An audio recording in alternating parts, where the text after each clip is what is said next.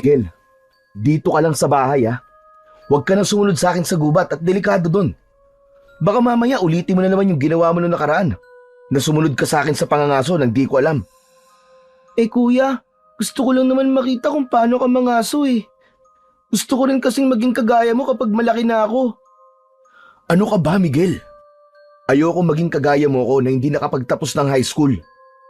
Ang gusto ko, makatapos ka ng pag-aaral para magkaroon ka ng magandang trabaho. Ikaw rin naman ang makikinabang yan pagdating ng araw eh. O paano, alis na ako ah. Isarado mo na lang ang mga pinto at bintana pag alis ko ah. Sige po kuya, mag-iingat ka po. Lumabas na si Amiros sa bahay nila at napansin niyang bilog na bilog ang buwan ng gabing yun. May dala siyang itak na nakasukbit sa kaluban na nasa kanyang bewang. May dala rin siyang pana na ang mga palaso ay nasa isang sisidlan sa kanyang likod. Hindi alintana ni Amiro ang kadiliman na bumabalot sa paligid dahil sanay na siya roon. Ang pangangaso ang bumubuhay sa kanya at sa kanyang kapatid na si Miguel. Ang mga nahuhuli niyang usa, baboy ramo at iba pang mailap na hayop ay dinadala niya sa palengke upang ipagbili. Kapalit ng konting pera na ginagamit nilang panggastos sa araw-araw. Wala na silang mga magulang. Parehas na namatay ang nanay at tatay nila nang lumubog ang barkong sinasakyan ng mga yon pauwi sa probinsya. Bagamat hindi nakapagtapos ng pag-aaral, ay nagsumikap si Amiro upang matiyak na makakapagtapos ng kolehiyo ang kapatid niyang nakakabatang si Miguel. Ayaw niyang maging kagaya niya si Miguel na dahil hindi nakapagtapos ng pag-aaral ay pinili na lamang na maging isang mangangaso. Makalipas ang ilang sandali, ay narating na ni Amiro ang kagubatan na nasa dulong bahagi ng kanilang baryo. Sinikap niyang hindi makalikha ng ingay habang iniiwasan ang mga tuyong sanga at dahon sa kanyang dinadaanan. Ang malamig na hangin ng gabi ay dumadampi sa kanyang balat, kasabay ng tunog ng mga kuliglig at huni ng mga ibong gising sa gabi. Sanay na si Amiro sa ganong eksena. Ang katahimikan ng gubat ay isang bagay na kumakalma sa kanya. Bagaman at batid niyang puno rin ang lugar na yon ng panganib. Maya-maya pa, may narinig siyang mahihinang kaluskos sa kanyang unahan. Dahan-dahan siyang lumapit at sumilip sa pagitan ng mga dahon ng isang makapal na halaman. Nakita niya ang isang malaking baboy ramo na abala sa paghuhukay ng lupa na waring naghahanap ng pagkain. Agad niyang hinugot ang isang palaso. Itinutok niya yun sa hayop at inihanda ang sarili sa pagbitaw sa tali. Subalit bago pa man niya pakawalan ang palaso, ay may lumapit sa malaking baboy ramo na 3 maliliit na biik. Napasinghap si Amiro. Bumigat ang kanyang dibdib habang nakatingin sa magiinang baboy ramo. Kung papatayin niya ang baboy ramo, naisip niya na kawawa naman ang mga anak nito. Kaya marahan niyang inalis ang palaso mula sa pana at ibinalik yon sa kanyang sisidlan sa kanyang likod. Luminga si Amiro sa paligid at nagdesisyong humanap na lamang ng ibang hayop na pwede niyang hulihin. Naglakad siyang muli at sinuong ang mas madilim na bahagi ng kagubatan hanggang sa may malakas na liwanag ng flashlight na tumama sa kanyang muka.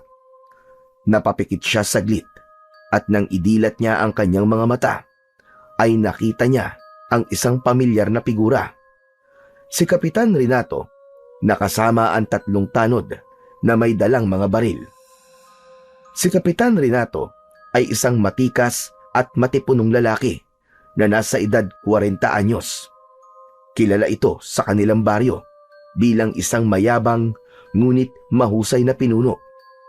Lagi itong nakasuot ng maayos na damit kahit nasa gubat. Naglakad si Kapitan Renato papunta kay Amiro at huminto sa kanyang harapan. Ano na naman ang ginagawa mo rito, Amiro? Hindi ba sinabi ko ng Huwag kang mangangaso dito sa gubat lalo na kung gabi. Magandang gabi po, Kapitan Renato. Pasensya na po. Pero mas biyasa po kasi ako sa pangangaso sa gabi kaysa po sa umaga. Alam mo namang may malaking buhayang pagala-gala rito, di ba? Gusto mo bang ikaw ang sunod na makita namin pera-peraso katawan? Pabihira ka. Hindi ka ba natatakot sa mga nauna nang naging biktima ni Lagim? Kaya ko naman pong alagaan at ipagtanggol ang sarili ko, Kapitan. Wala po kayong dapat na ipag-alala sa akin. Tsaka isa pa po, kabisado ko na po tong gubat eh. Wala akong pakialam kung kabisado mo o hindi ang bawat sulok nitong gubat. Aba, Amiro, bilang bahagi ka na nasasakupan kong lugar, ay tungkulin kong protektahan ka. Pero kung hindi ka naman mapagsasabihan, bahala ka na sa buhay mo. Basta, kapag nadisgrasya ka, hindi ko na yung kargo. Huwag mo sabihin na hindi kita binalaan, Amiro. Saglit na nagkatitigan ang dalawa. Alam ni Amiro na hindi siya gustong ipahamak ni Kapitan. Ngunit batid din niyang hindi ito nagmamalasakit sa kanya, kundi iniingatan lamang nito ang reputasyon nito bilang pinuno ng baryo. Naiintindihan ko naman po kayo, Kapitan. Maraming salamat po sa inyong pag-aalala. Hindi na sumagot si Kapitan Renato. Ibinaba nito ang flashlight at nagbigay ng hudyat sa mga kasamahan nito na tanod na magpatuloy na sa paglalakad. Tahimik na lumayo sina Kapitan Renato at naiwan si Amiro sa madilim na bahagi ng kagubatan. Huminga siya ng malalim at muling inihanda ang sarili. Wala siyang balak umalis o sundin ang sinabi ng kanilang kapitan. Hindi siya basta-basta susunod sa utos ng isang taong hindi naman tunay na nagmamalasakit sa kapwa nito. Papasikat na ang araw nang lumabas si Amiro sa gubat habang may nakasampay na baboy ramo sa kanyang balikat. Wala pa ring katao-tao sa labas habang naglalakad siya patungo sa palengke kung saan niya ibibenta ang kanyang nahuli. Pagdating ni Amiro sa palengke, ay pinuntahan niya ang pwesto ni Mang Isko na isang matandang tindero ng karne na siyang laging bumibili ng kanyang mga nahuhuli. Napangiti naman si Mang Isko nang makita ang dala niya at sinabi nito na malaking baboy ramo ang nahuli ni Amiro sa araw na yon. Matapos ang mabilisang pag-uusap, inabot ni Mang Isko ang napagkasunduan nilang halaga ng baboy ramo at agad namang kinuha iyon ni Amiro. Hindi na siya nagtagal doon at bumili na rin siya ng bigas, isda at gulay na siyang pagkain nila ng kapatid niyang si Miguel para sa araw na yon.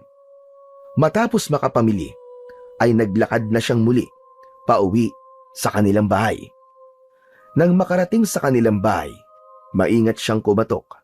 Pinagbuksan naman siya agad ni Miguel na halatang bagong gising pa lamang. Kuya, kumusta ang pangangaso mo? Ayos naman, Miguel. Medyo sinuwerte ako ngayon. Nakahuli ako ng malaking baboy ramo, kaya nakabili ako ng bigas at pang-ulam natin. Ito oh. Pumasok si Amiro at inilapag sa maliit nilang mesa ang binili niya. Isa-isa niyang inalis mula sa supot ang bigas at gulay.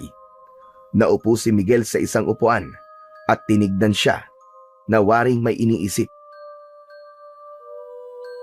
Teka nga, bakit naman ganyan ang tingin mo sa akin ha, Miguel? May problema ba? Kuya, hindi ka ba natatakot na mga aso sa gubat? Bakit naman ako matatakot? Kasi, di ba kuya, doon nakatira si Lagim?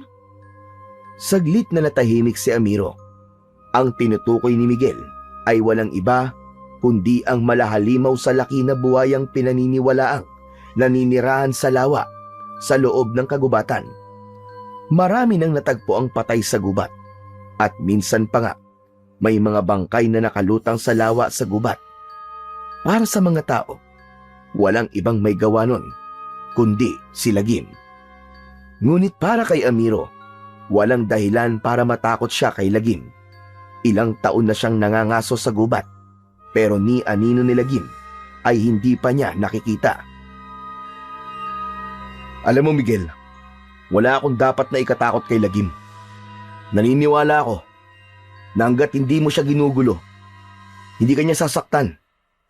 Ang mga hayop ay hindi nananakit kung di mo sila bubulabugin. Alam ni Amiro na hindi kumbinsido si Miguel sa kanyang sinabi, pero hindi na ito nagsalita pa. O sige na, matulog ka na ulit. May pasok ka pa mamaya eh. Sige kuya, inaantok pa nga ako eh. Habang papasok si Miguel sa kwarto nila, ay saglit na nag-isip si Amiro. Hanggang sa sandaling yun kasi, ay hindi pa niya alam kung totoo nga ba si Lagim at ito ang responsable sa mga pinatay na tao sa lugar nila sa mga nakalipas na mga taon. Tanghali na nang magising si Amiro ng araw na yon. Siya lang ang mag-isa sa bahay dahil nasa eskwelahan na ang kanyang kapatid at hapon pa ito umuwi. Bumangon na siya mula sa kanyang higaan at nag-unat ng kanyang katawan. Lumabas siya ng kwarto at napansin niya ang pagkain sa lamesa. Isang plato ng sinangag na may kasamang ulam na daing na bangus at pritong itlog. Napangiti siya. Alam niyang si Miguel ang naghanda nun bago ito umalis. Para kay Amiro ay mapalad siya na may kapatid siyang katulad ni Miguel na masipag at maaasahan sa gawaing bahay at marunong magluto kahit bata pa lamang. Umupo si Amiro at sinimulang kainin ang pagkain na nakahain sa lamesa. Ngunit bago pa niya maubos ang kinakain, ay may narinig siyang kaguluhan sa labas. Napakunot ang kanyang noo. Dinig na dinig niya ang sigawan ng mga tao na tila natataranta at nagkakagulo. Agad siyang tumayo at lumabas ng bahay nila. Doon niya nakita ang mga tao na nagtatakbuhan papunta sa iisang direksyon. Napaisip siya kung ano ang nangyayari. At dahil sa kuryosidad, ay sinundan ni Amiro ang pinupuntahan ng mga tao. Pagdating niya sa pinangyarihan ng kaguluhan, ay natigilan siya at kinilabutan ng gusto nang makita niya ang nakahandusay na bangkay ng isang lalaki. Kalunos-lunos ang itsura ng bangkay. Wasak ang damit. May malalalim na sugat sa katawan. At ang isa nitong paa ay halos maputol na. Ang mga mata nito ay nananatiling nakadilat na parabang puno ito ng takot bago ito tuluyang binawian ng buhay. Maya-maya pa ay dumating na si Kapitan Renato at tumayo ito sa tabi ng bangkay. Puwisit talaga. Nakalusot na naman sa pagraronda namin kagabi si Lagim. Isa na naman ang naging biktima ng hayop na buhayang yon. Ilang beses ko na kasing sinabi, wala nang dapat pumunta sa gubat. Napakalaking buhaya ang nakatira roon. At kung hindi kayo mag-iingat, baka kayo na ang isunod ni Lagim. Naramdaman ni Amiro ang bigat ng tingin ng kapitan habang nagsasalita ito na parabang siya mismo ang kinakausap nito. Tinamaan siya sa sinabi nito. Hindi siya naniniwala sa mga kwento tungkol kay Lagim, pero hindi niya maitatanggi na may tao na namang namatay. Tumalikod na si Amiro para umalis, pero napahinto siya nang tawagin siya ni Kapitan Renato. Amiro, sandali lang. Napahinto si Amiro, ngunit hindi siya lumingon. Magpasalamat ka at hindi ikaw ang naging biktima kagabi. Ilang beses na kita sinasabihan, huwag ka nang pupunta sa gubat. Huwag mong hintayin na ikaw ang susunod namin makikitang nakahandusay dito at wala ng buhay. Hindi sumagot si Amiro. Alam niyang wala siyang mapapala kung makikipagtalo pa siya sa kanilang kapitan. Tahimik siyang naglakad palayo at bumalik sa kanilang bahay.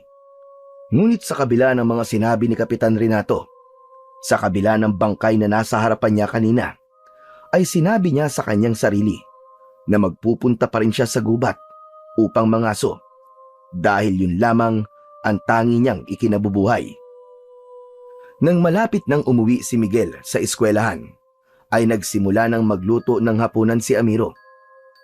Sinigang na baboy ang niluto niya dahil paborito nila yung magkapatid, lalo na kung may sawsawang patis na pinigaan ng kalamansi at sili.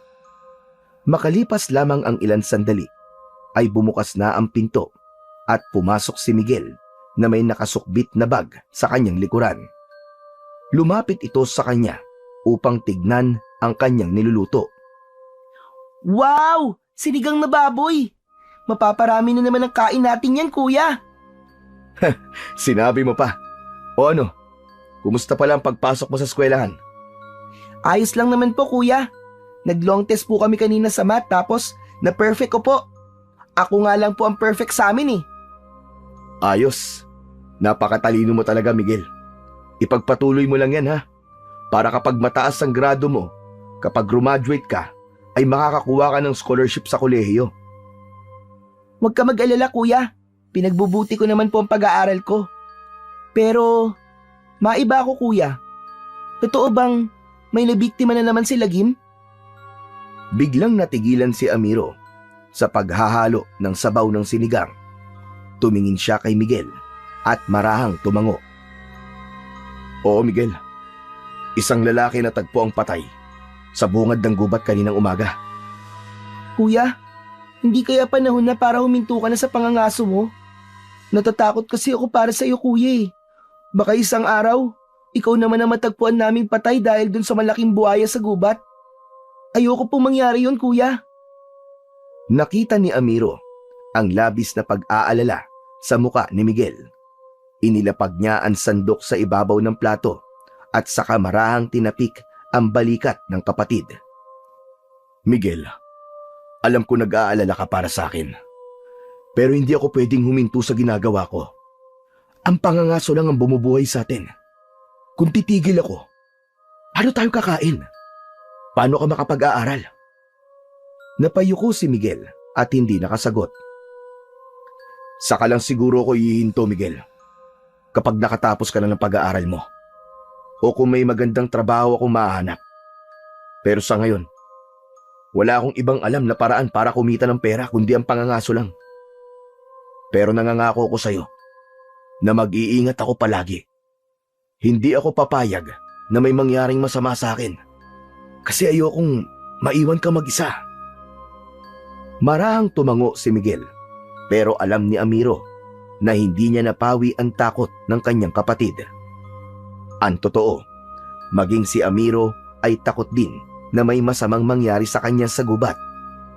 Alam niyang maaaring tama si Miguel na baka isang araw siya naman ang sunod na magiging biktima ni Lagim.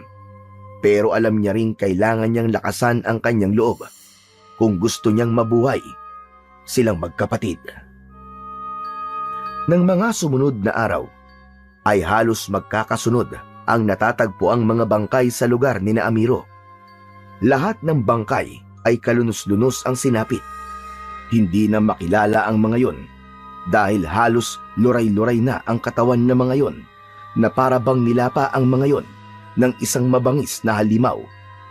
Walang ibang sinisi ang mga tao kundi si Lagim, ang dambuhalang buhayang pinaniniwalaang naninirahan sa lawa sa gitna ng gubat. Lalong lumakas ang takot at pangamba sa buong baryo. Walang sino man ang nangahas na lumapit sa gubat, lalo na kapag palubog na ang araw. Naging mahigpit ang utos ni Kapitan Renato na bawal nang pumasok ang kahit na sino sa gubat. Sa kabila ng lahat ng hindi magagandang nangyayari, ay patuloy pa rin si Amiro sa kanyang pangangaso. Para sa kanya, wala siyang ibang pagpipilian kung hindi ang ituloy ang bagay kung saan siya kumikita ng pera. Kailangan nilang mabuhay ni Miguel. Kailangan niyang may maihain sa hapagkainan sa araw-araw. Habang ang lahat ay takot na takot sa gubat, ay si Amiro lamang ang tanging nangahas na magtungo roon. Isang umaga, habang naglalakad si Amiro patungo sa palengke, ay napansin niyang may pagtitipon sa plaza. Lumapit siya upang malaman kung para saan ang pagtitipon na yon, at nakita niya si Kapitan Renato na nakatayo sa unahan at nagsasalita. Nanatili muna siya roon upang pakinggan ang sinasabi ng kanilang kapitan. Kailangan natin mag-ingat lahat. Hindi na lang sa gubat nananatili si Lagim. Mukhang pati mismo sa baryo natin ay umaatake na siya. Ilang buhay na ang nawala. At hindi tayo titigil hanggat hindi natin siya napapatay. Nagpalakpakan ang mga tao. Ramdam ni Amiro na umasa at naniwala ang lahat sa sinabi ng kanilang kapitan. May ilan pang sumigaw ng pagsang-ayon, habang ang iba naman ay may takot sa kanilang mga muka. Tumalikod na si Amiro at nagpatuloy sa kanyang paglalakad. Ngunit sa kabila ng sigaw ng mga tao at ang pangako ni Kapitan Renato, ay may bumabagabag sa kanyang isipan. Hindi niya maintindihan, ngunit parang may ibang dahilan si Kapitan Renato sa pagnanais nito na mapatay si Lagim. Kinagabihan, habang abala si Amiro sa paghahanda ng kanyang mga gamit para sa kanyang pangangaso, ay narinig niya ang pagsigaw ni Miguel. Bigla na lang itong nagising sa mahimbing nitong pagtulog. Lumingon siya at nakita niyang namumutla at nanginginig ang kanyang kapatid. Lumapit siya rito at marahang tinapik ang balikat ng kapatid. Miguel, nanaginip ka na naman ba ng masama? Ayos ka lang ba? Hindi agad nakasagot si Miguel. Basang-basa ang noo nito sa pawis at parang hindi nito kayang ipaliwanag ang nakita nito sa kanyang panaginip. Miguel, kung ano man ang napanaginipan mo, panaginip lang yun. Hindi yun mangyayari. Nagtaka si Amiro nang mahigpit na hinawakan ni Miguel ang kanyang braso at tinignan siya nito ng malalim. Kuya, mangangaso ka ba ngayong gabi? Oo. Bakit mo na itanong? Kuya, wag kang umalis. Napanaginipan ko na hinahabol ka ng halimaw sa gubat at pinatay ka niya. Miguel, tulad ng sinabi ko sa'yo, panaginip lang yon. Ang panaginip ay kabaligtaran ng mangyayari sa totoong buhay. Kuya, hindi kaya ang halimaw sa panaginip ko ay si Lagim? Hindi kaya siya ang papatay sa'yo? Napakurap si Amiro. Alam niyang marami nang naging biktima ang sinasabing dambuhalang buhaya. Pero sa loob ng maraming taon, ni anino nito ay hindi pa niya nakita. Huwag kang mag-alala, Miguel. Hindi naman ako nagtutungo sa lawa kung saan sinasabing nakatira si Lagim eh. Wala kang dapat ipag-alala. Hindi pa ako mamamatay. Kahit alam ni Amiro na hindi nawala ang kaba at takot ni Miguel sa mga sinabi niya, ay nagpatuloy pa rin siya sa kanyang paghahanda. Sa kabila ng pagpigil ni Miguel, ay umalis pa rin siya upang mangaso. Agad na nagtungo si Miguel sa lugar sa gubat na paborito niyang paghulihan ng mga ligaw na hayop. Umaambon ng gabing yon, pero hindi yun naging hadlang sa kagustuhan niyang makahuli ng hayop na maibibenta niya sa palengke. Mahigpit niyang hawak ang kanyang pana at palaso habang dahan-dahang naglalakad. Ilang sandali pa ay may narinig siyang mahihinang kaluskos sa kanyang kaliwa. Huminto siya at sinundan ang tunog ng ingay. Sa pagitan ng mga puno, nakita niya ang isang napakalaking baboy ramo na may mahahabang pangil at makapal na balahibo. Marahan siyang yumuko at iniangat ang kanyang pana. Itinutok niya sa baboy ramo ang palaso. Laking gulat naman ni Amiro nang mula sa kanyang harapan ay sumulpot ang isang nilalang na may matutulis na kuko at ngipin. Ang mga mata nito ay pulang-pula na parang bola ng apoy. Nang hilakbot si Amiro ng kanyang napagtanto na isang aswang ang nasa kanyang harapan. Biglang sumugod ang aswang at mabilis siya nitong kinalmot sa kanyang braso. Napangiwi siya ng dahil sa sakit, kasabay ng pagdaloy ng dugo sa sugat na nilikha ng matutulis na kuko ng aswang. Mabilis na tumakbo si Amiro palayo. Hindi niya na naisip kung saan siya patungo. Ang tanging mahalaga sa kanya ay ang makalayo sa aswang na patuloy na humahabol sa kanya. Tulong! Tulungan niyo ako! Tulong! Ngunit sa pagmamadali niya ay nadulas siya sa isang ugat at bumagsak siya ng malakas sa lupa. Agad niyang sinubukang bumangon, Ngunit nakita niyang papalapit na ang aswang. Bakas sa mukha ng aswang ang labis na gutom. Wag! Huwag maawa ka! Huwag mo akong papatayin! Inakala ni Amiro na yun na ang kanyang katapusan. Napapikit siya at hinintay ang maras na pag-atake ng aswang sa kanya. Ngunit isang malakas na dagundong ang umalingaw-ngaw sa gubat. Kasabay noon ay ang biglang pagsigaw ng aswang. Pagmulat ni Amiro, nakita niyang may isang dambuhalang buhaya na lumabas mula sa masukal na bahagi ng gubat. Sa isang iglap, sinunggaban nito ang aswang gamit ang malaki at malakas nitong bibig.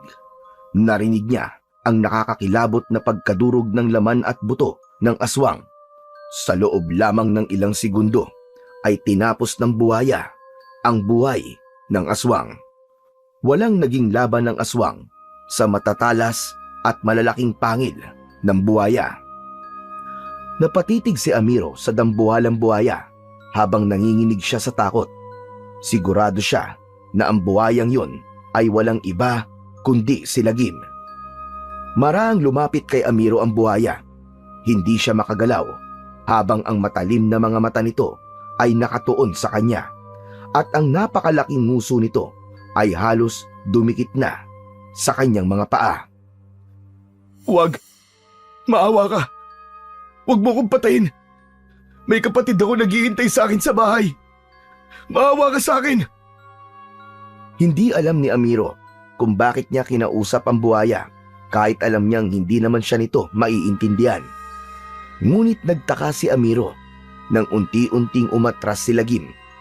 Matiim muna itong tumingin kay Amiro bago ito tumalikod at mabilis na naglakad palayo. Naiwan si Amiro na hindi makapaniwala sa nangyari. Nanatili siyang nakatulala kahit ilang minuto nang wala sa paningin niya si Lagim. Nagtataka siya kung bakit hindi siya sinaktan o pinatay ni Lagim gaya ng sinasabi ng mga tao tungkol dito, lalo na ni Kapitan Renato. Nang may masmasan si Amiro, ay napatingin siya sa katawan ng patay na aswang na nakahandusay sa lupa. May malalalim itong sugat mula sa matatalas na ngipin ng buhaya. Ang malalaking mata nito ay nanlilisik pa rin, ngunit wala ng buhay. Nang sandaling yon, ay isang bagay ang napagtanto ni Amiro. Malaki ang posibilidad na mga aswang ang tunay na pumapatay ng mga tao sa lugar nila at hindi si Lagim. Doon niya napatunayan ang isang bagay na bumangon sa kanyang isip. Mga aswang ang salarin. Mabilis na tumayo si Amiro. Naisip niyang kailangan niyang ipaalam yun sa lahat. Tumakbo siya palabas ng gubat. Ngunit sa kanyang pagtakbo ay bumangga siya sa isang matigas na katawan ng tao. Napaatras siya at nang tumingin siya sa kanyang harapan ay naroon si Kapitan Renato na may kasamang 3 tanod. Amiro! Ano na namang ginagawa mo rito? Hindi ba't sinabi ko na bawal na magpunta ang kahit na sino dito sa gubat? Napakatigas talaga ng ulo mo. Hindi ka marunong makinig. Kapitan, sandali lang, Kapitan. Makinig kayo. Hindi si Lagim ang pumapatay sa mga tao. At ano na naman ang pinagsasabi mong kalokohan na? Mga aswang, Kapitan. Mga aswang ang pumapatay sa mga tao sa lugar natin. Hindi si Lagim ang dapat nating katakutan, kundi mga aswang. Amiro, katang-isip lang ang mga aswang. Si Lagim ang mamamatay tao, hindi ang mga aswang na sinasabi mo. Patutunayan ko po sa inyo na nagsasabi ako ng totoo. Sumama po kayo sa akin. Hindi na hinintay ni Amiro ang sagot ni Kapitan Renato. Tumakbo siya pabalik sa direksyon kung saan naroon ang bangkay ng aswang. Nang makarating si Amiro sa lugar kung saan pinatay ni Lagim ang aswang, ay habol niya ang kanyang paghinga. Huminto siya at inilibot niya ang tingin sa paligid. Nanlamig siya nang mapagtantong wala na roon ang katawan ng aswang. Napaatras siya nang dumating na sina Kapitan Renato at ang mga tanod nito. O ano? Nasaan yung sinasabi mong aswang, Amiro? Nasaan na? Di maaari. Nandito lang yung kanina eh. Sigurado ako, Kapitan, nandito lang yun. Kung nandito, bakit wala kami nakikita? Dumagundong ang dibdib ni Amiro. Hindi niya alam kung paanong biglang nawala ang katawan doon ng aswang. Magsabi ka nga, Amiro. Nagsasabi ka ba ng totoo, ha? Oo, Kapitan. Hindi ko ugali magsinungaling. Isa pa, wala akong dahilan para magsinungaling sa inyo. Lumapit si Amiro kay Kapitan Renato at ipinakita niya rito ang sugat niya sa braso. O ito tignan nyo. Kalmot to ng aswang. Mukhang hindi naman kalmot yan eh. Baka sumabit ka lang sa sanga. Sinungaling ka pala talaga, Amiro. Napatiim ng bagang si Amiro. Hindi niya kayang tanggapin na nasabihan siyang sinungaling ng kanilang kapitan dahil hindi siya ganong klaseng tao. Kapitan, kalmot po talaga to ng aswang. Inatake po ako ng aswang. Muntik na nga po ako mamatay.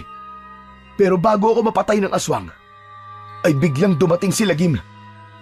Ano ka mo? Si Lagim? Yung buhaya? Nakita mo siya?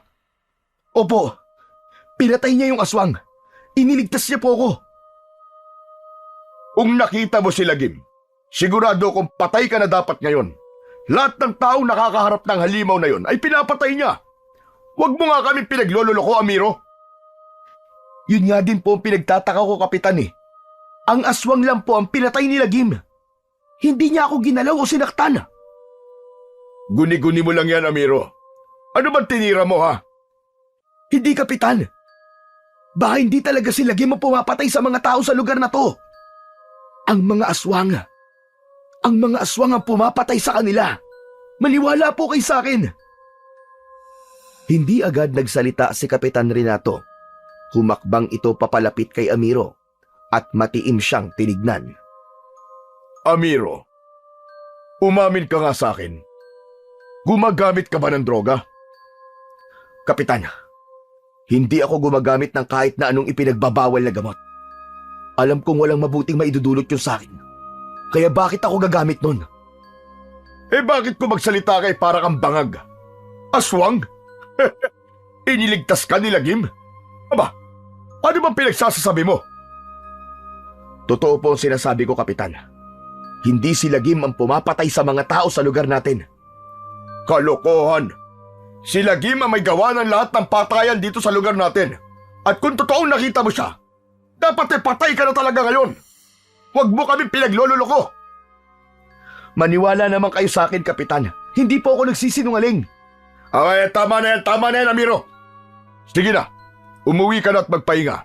O kaya kumain ka at baka gutom lang yan. Kaya kung ano-ano nakikita mo. Sabi nang umuwi ka na eh. Gusto mo bang ikulong ka namin sa barangay, ha? Natahimik si Amiro. Natakot siya na baka totohanin ni Kapitan Renato ang huli nitong sinabi. At isa pa, Amiro, kapag ipinagkalat mo ang kasinungalingang yan sa mga tao, palalayasin kita at ang kapatid mo dito sa baryo. Ayokong dagdagan mo pa ang takot ng mga tao, Amiro. Nagkakaintindihan ba tayo? Napalunok si Amiro at napilitan siyang tumango. Wala siyang nagawa kundi maglakad palabas ng gubat, kesa naman makulong pa siya. Tahimik na naglalakad si Amiro pauwi. Paulit-ulit niyang iniisip ang lahat ng nangyari sa gubat ng gabing yun. Napabuntong hininga siya habang papalapit siya sa bahay nila. Nang nasa harap na siya ng pinto, ay marahan siyang kumatok. Agad namang bumukas ang pinto at bumungad ang kanyang nakababatang kapatid na si Miguel. Kuya, ang aga mong umuwi ah. Bakit? Anong nangyari? Sandali. Bakit may sugat ka sa braso, kuya? Ano nangyari sa'yo? Wala ito, Miguel. Sumabit lang sa matulis sa sanga. Sigurado ka ba, kuya? Oo. Wala rin ako ng huling hayop sa gubat kaya umuwi na lang ako. Halika sa loob, kuya. Linisin natin yung sugat mo at baka may infeksyon pa yan eh. Pumasok na si Amiro sa loob ng bahay habang pilit niyang itinatago ang kaba na kanyang nararamdaman. Mas pinili na lang niyang magsinungaling kay Miguel kahit hindi niya yun gawain para lang hindi ito mag-alala sa kanya. Kinaumagahan, matapos umalis ni Miguel upang pumasok sa eskwela, ay hindi pa rin mapakali si Amiro. Patuloy siyang binabagabag ng nangyari kagabi sa gubat. Sa kabila ng takot at pangamba, nagpasya siyang bumalik sa lugar kung saan pinatay ng buhaya ang aswang. Kailangan niyang makatiyak na hindi lang yun bunga ng kanyang imahinasyon. Pagdating doon ni Amiro, ay agad niyang napansin ang bakas ng natuyong dugo sa lupa at sa mga damo. Doon niya napagtanto na totoo ang lahat ng nangyari doon nung nakaraang gabi. Ang hindi lang niya talaga maipaliwanag ay kung bakit hindi man lang siya pinaniwalaan ni Kapitan Renato. Mas lalo tuloy tumindi ang duda niya sa kanilang kapitan. Simula ng araw na yon, ay nagkaroon na ng matinding takot si Amiro sa mga aswang na maaaring nagtatago lamang sa gubat. Tuwing iniisip niyang babalik siya sa gubat upang mangaso, ay naaalala niya ang matatalim na kuko ng aswang na dumapo sa kanyang braso at ang nakakatakot nitong anyo. Ngunit alam niyang hindi siya maaaring tumigil sa kanyang pangangaso. Kung hindi siya mangangaso at walang mahuhuling hayop, ay wala siyang maibibenta sa bayan at wala silang kakainin ni Miguel. Dahil sa takot, sinubukan niyang mangaso sa umaga dahil alam niyang hindi umaatake ang mga aswang tuwing umaga. Ngunit naging mas mahirap ang pangangaso niya sa ganong oras dahil mas mailap ang mga hayop dahil madali siyang nakikita ng mga yon. Kaya nagdesisyon siya na kailangan niyang bumalik sa pangangaso tuwing gabi dahil kung hindi ay magugutom silang magkapatid. Isang gabi, tahimik na kumakain sina Amiro at Miguel. Tanging ang tunog ng kutsara at pinggan ang pumupuno sa maliit nilang tahanan. Ngunit hindi nagtagal, ay binali ni Miguel ang katahimikan. Kuya, bakit hindi na kita nakikitang umaalis sa gabi para mangaso? Nagpapahinga lang ako, Miguel. Babalik din ako sa pangangaso pag gumaling na tong sugat ko sa braso. Ang akala ko po kasi, huminto ka na dahil natatakot ka po kay Lagim. Hindi sumagot si Amiro, pero sa isip niya, alam niyang hindi si Lagim ang dapat niyang katakutan. Ang tunay na banta sa kanilang lugar ay ang mga aswang.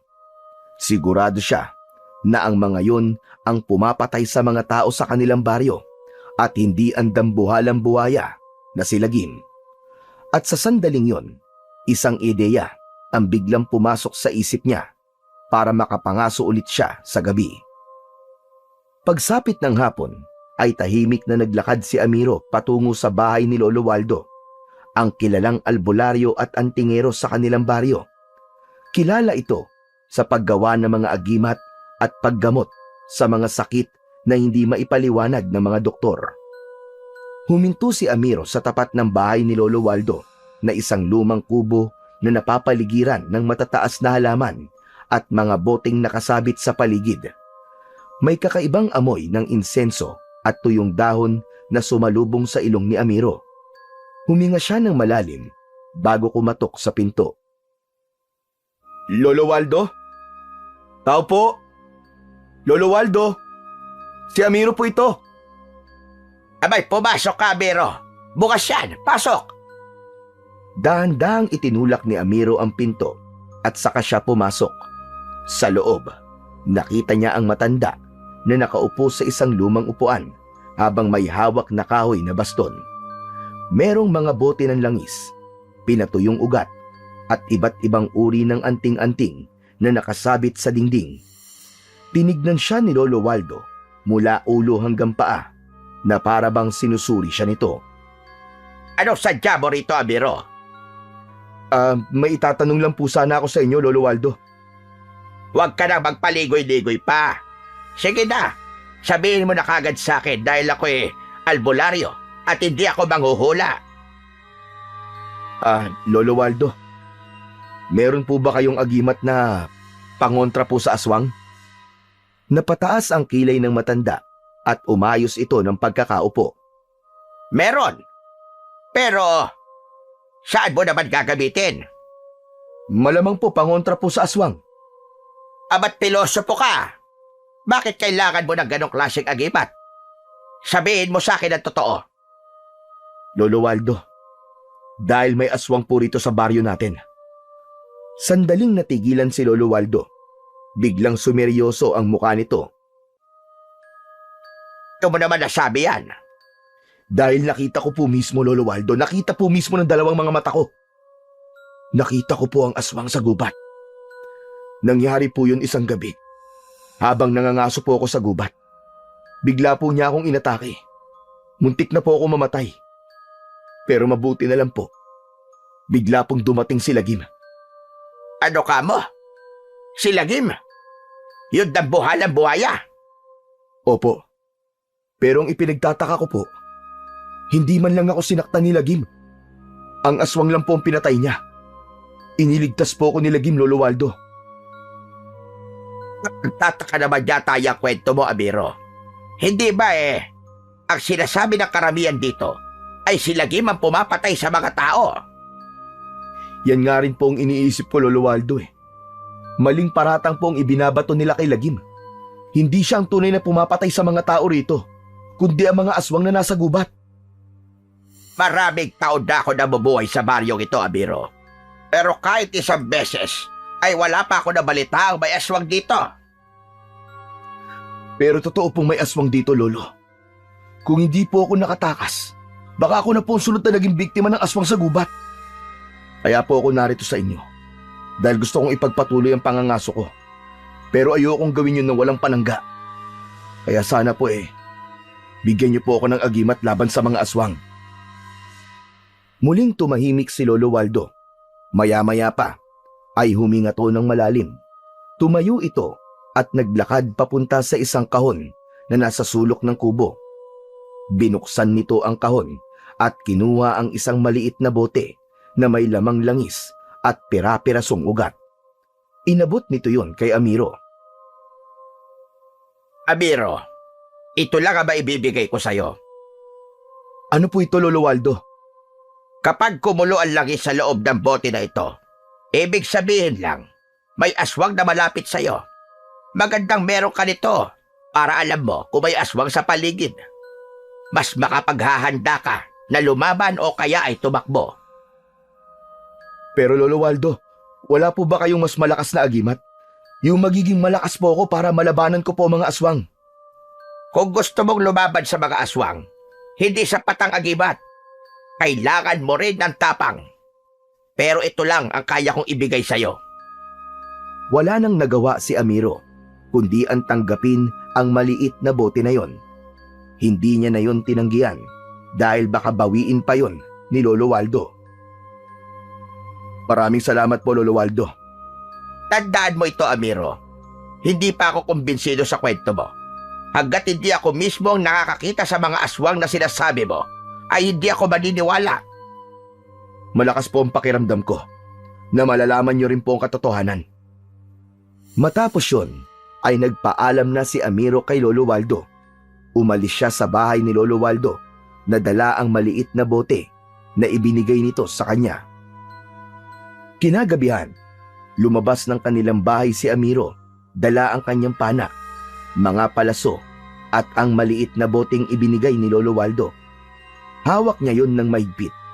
Sa kabila ng takot na nararamdaman niya sa muling pagpunta sa gubat, ay tumuloy pa rin siya dahil kailangan niyang kumita ng pera. Habang naglalakad siya papasok sa masukal na kagubatan, ay pinakiramdaman niya ang paligid. Ang liwanag ng buwan ay sapat na upang makita niya ang dinadaanan niya.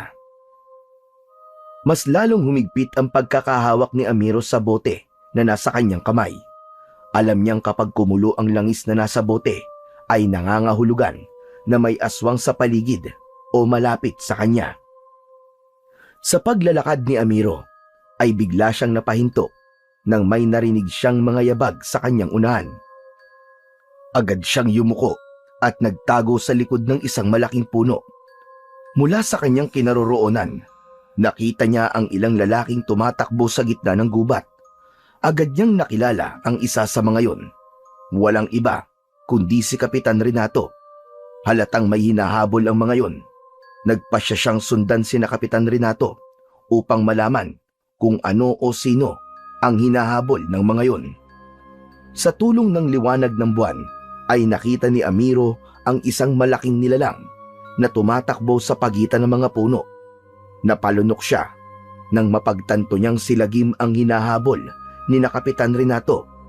Kinabahan siya nang lumiit na ang distansya ni Lagim sa mga humahabol dito. Hanggang sa isang putok ng baril ang umalingaw-ngaw sa kagubatan.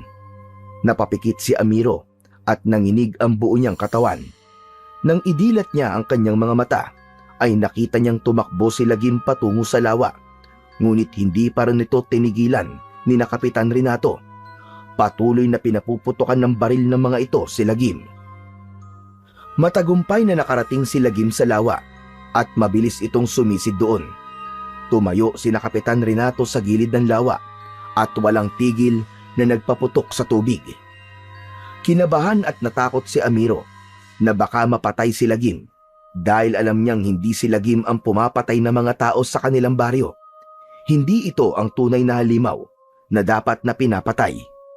Mariing na ikuyom ni Amiro ang kanyang mga kamay. Patuloy pa rin sa pagpapaputok ng baril si na Kapitan Renato sa lawa. Sa pagkakataon na yon, naisip ni Amiro na hindi lang siya dapat manood. Kailangan may gawin siya upang mailigtas si Lagim. Mabilis na tumakbo si Amiro palayo sa lawa. Huminto siya at nagtago sa likod ng isang makapal na halaman. Huminga siya ng malalim at saka umangil ng malakas na para bang isa siyang mabangis na hayop. Nakita niyang huminto si na Kapitan Renato sa pagbaril sa lawa. Luminga ang mga ito sa paligid habang inaalam kung saan nanggagaling ang pag-angil na yon. Itinutok din ng mga yon ang hawak na baril sa iba't ibang direksyon. Napangiti si Amiro nang makita niyang umalis si na Kapitan Renato sa tabi ng lawa upang hanapin ang pinagmumulan ng pag-angil. Nang mawala na ang mga yon, ay agad na lumapit si Amiro sa gilid ng lawa. Bahagya siyang yumukod habang pilit na hinahanap si Lagim sa malabong tubig. Lagim? Lagim? Lagim, nandito ako para tulungan ka. Lagim, magpakita ka sa akin. Hindi kita sasaktan, Lagim. Kakampi mo ko. Mula sa tubig ng lawa ay unti-unting lumutang ang malaking ulo ni Lagim at nagtagpo ang kanilang mga mata. Kahit nanginginig ang tuhod ni Amiro dahil sa takot, ay hindi siya umatras. Nakita niyang hindi galit ang tingin ng buhaya sa kanya. Bagkus ay parang nauunawaan nito ang sinasabi niya. Lagim, alam kong hindi ikaw ang pumapatay sa mga tao. Tutulungan kita. Sumunod ka sa akin, Lagim. Tahimik na umahon si Lagim mula sa lawa. Sa ilalim ng liwanag ng buwan, nakita ni Amiro ang tama ng bala sa likod nito. Napalunok siya nang mapagtantong mas malaki si Lagim sa malapitan, pero pinilit niyang hindi makaramdam ng takot. Halika, Lagim. Kailangan nating lumayo sa lugar na to. Sigurado ako na babalikan ka dito nila, Kapitan. Tahimik na sumunod si Lagim kay Amiro. Hindi ito gumawa ng ingay at hindi rin nagpakita ng kahit na anong agresibong pagkilos. Para bang napakalaki agad ng tiwala nito sa kanya. Sa hindi kalayuan, nakakita si Amiro ng isang mababaw na hukay sa lupa na napapaligiran ng mga tuyong dahon at sanga. Lagim, sa hukay na yan ka magtatago, ha? Sige na, pumunta ka na dyan. Tumitig sa kanya si Lagim na tila nauunawaan talaga nito ang mga salitang binibitiwan niya. Ilang saglit lang ay unti-unting lumapit si Lagim sa hukay at nanatili ito roon. Napasinghap si Amiro at hindi siya makapaniwala na nauunawaan nga siya ng buhaya. Agad na tinabunan ni Amiro si Lagim ng mga tuyong dahon at sanga. Siniguro niyang hindi ito makikita ng ibang tao. Matapos niyang matabunan si Lagim, ay bahagya siyang nakahinga ng maluwag. Lagim, kahit anong mangyari, ay wag na wag kang gagalaw o lalabas dyan, ha? Hindi gumalaw si Lagim. Naramdaman ni Amiro na hindi isang mabangis na halimaw si Lagim. kundi isang nilalang na katulad niya ay nais lang na mabuhay. Matapos yun, ay mabilis na umakyat si Amiro sa punong malapit sa pinagtataguan niya kay Lagim. Makalipas ang ilang sandali, ay dumaan sina Kapitan Renato kasama ang mga tanod nito. Kinabahan siya dahil ilang di pa lamang ang layo ng mga ito kay Lagim. Sige, bumalik tayo sa lawa. Baka naroon pa si Lagim. Kailangan mapatay natin siya ngayong gabi. Mukhang may nanluloko lang sa atin kanina. Humanda siya sa akin kapag nalaman ko kung sino ang umangil na yon. Tara na! Humigpit ang kapit ni Amiro sa sanga. Ramdam niya ang pawis na bumababa sa kanyang sentido. Alam niya na isang maliit na maling galaw lang niya ay sigurado siyang mauhuli siya ni na Kapitan Renato. Ilang minuto pa ang lumipas bago tuluyang lumayo si na Kapitan Renato. Nang masiguro ni Amiro na wala na ang mga ito, ay dahan-dahan siyang bumaba mula sa puno. Bumalik siya sa hukay kung saan niya itinago si Lagim. Mabilis niyang inalis ang mga tuyong dahon at sanga at nakita niya ang dambuhalang buhaya. Lagim, ako ito. Kaya mo pa ba? Ayos ka lang ba? Bahagyang gumalaw ang buhaya at napansin ni Amiro ang tuloy-tuloy na pagdaloy ng dugo mula sa tama ng bala sa likod nito. Kailangan alisin natin ang bala sa likod mo. Baka ma-impeksyon ka. Tinignan ni Amiro ng mabuti ang sugat ni Lagim. Nakita niyang hindi gaanong lumubog ang bala dahil matigas ang balat ng buhaya. Kaya ko to. Lagim, tatanggalin ko na ha. Saglit lang to. Ipinasok niya ang isa niyang daliri sa sugat ni Lagim at sinubukang kunin ang nakabaon na bala. Ngunit biglang pumalag si Lagim at sumipa ang malalaking paa nito sa lupa. Lagim, tiisin mo lang. Kailangan nating alisin to. Tumigil si Lagim sa paggalaw. Huminga ng malalim si Amiro at muli niyang pinasok ang kanyang daliri sa sugat ni Lagim. Pinilit niyang alisin ang bala na nakabaon doon. Alam niyang nasasaktan si Lagim pero mas nanaig ang kagustuhan niyang tulungan ang buhaya. Hanggang sa matagumpay niyang naalis ang bala, napangiti ng malaki si Amiro at nagpasalamat siya sa Diyos. Nanlaki naman ang mga mata ni Amiro nang biglang humarap si Lagim sa kanya. Marahan itong ibinuka ang napakalaking bibig nito. Kitang-kita ni Amiro ang malalaking pangil ni Lagim. Lagim, anong gagawin mo? Kakainin mo ba ako? Nanlaki ang mga mata ni Amiro. Akala niya ay kakagatin siya nito. Pero napansin niyang nakabukas lang ang bibig nito at hindi gumagalaw. Sa loob ng bibig ni Lagim ay napansin niya ang isa sa mga pangil nito na pinakamalaki sa lahat na bahagyang kumikislap. Tila may sarili yung liwanag. Hindi alam ni Amiro pero tila may binubulong si Lagim sa kanya. Sinasabi nito sa kanya na kunin niya ang pangil nito na nagliliwanag. Nanginginig ang mga kamay ni Amiro habang dahan-dahan niyang inaabot ang pangil na yon. Nagulat siya nang madali niya yung natanggal na para bang kusa yung bumigay ng hawakan niya. Nang makuha na ni Amiro ang isang pangil ni Lagim, ay biglang tumirik ang kanyang mga mata. Isang malakas na enerhiya ang dumaloy sa kanyang buong katawan. Nanginig ang buo niyang katawan at naramdaman niya ang kakaibang lakas na lumukob sa kanyang pagkatao. Nagsimulang lumabo ang kanyang paningin hanggang sa tuluyan siyang nawalan ng malay. Umaga na nang bumalik ang ulirat ni Amiro. Napansin niyang nasa loob siya ng kanilang bahay habang nakahiga sa papag na tulugan nila ni Miguel. Saglit siyang natigilan upang mag-isip. Isang malalim na paghinga ang kanyang pinakawalan at naisip niya na panaginip lamang ang nangyari kagabi. Maya-maya pa ay may naramdaman siyang isang bagay na nasa loob ng nakakuyom niyang kamay. Marahan at kinakabahan niyang binuksan ang kanyang kamay at nanlaki ang mga mata niya nang makita niya roon ang pangil ni Lagim. Hindi yun isang panaginip. Totoo yung nangyari. Mabilis na bumangon mula si Amiro sa papag at lumabas siya ng kwarto.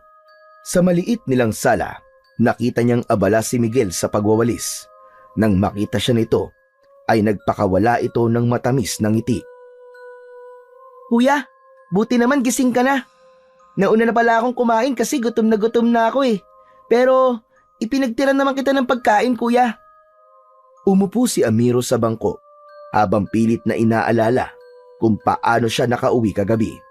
Gusto niyang itanong kay Miguel kung may nakita itong kakaiba, pero pinigilan niya ang kanyang sarili. Bakit hindi ka pumasok ngayon, Miguel? Ano ka ba, kuya? Sabado ngayon. Wala akong pasok. Ganun ba? Oo nga pala, no? Sabado nga pala ngayon. Alam mo ba kung anong oras ako nakauwi kagabi? Hindi ko alam, kuya eh. Nagising na lang ako kaninang umaga na nasa tabi na kita. Nagtataka nga ako kung paano ka nakapasok kagabi, kuya eh. Hindi ko natatandaan na kumatok ka. Ano siguro? Baka nakalimutan mong ikandado ang pinto. Pagdating ko kasi, hindi nakalakang pinto kaya hindi na ako kumatok. Siguro nga. O sige, kuya. Maglilinis lang ako kumain ka na at baka gutom ka na rin. Hindi na nagsalita si Amiro at nagtungo na siya sa hapagkainan. Pagkaupo niya ay binuksan niya ang kanyang kamay at tinitigan niya ang pangil ni Lagim na nasa kanyang palad. Hindi niya maintindihan pero tila may kakaibang enerhiya na inilalabas ang bagay na yon na patuloy na dumadaloy sa buo niyang katawan. Sa mga sumunod na araw ay hindi mapakali si Amiro. Paulit-ulit niyang tinitignan ang pangil ni Lagim.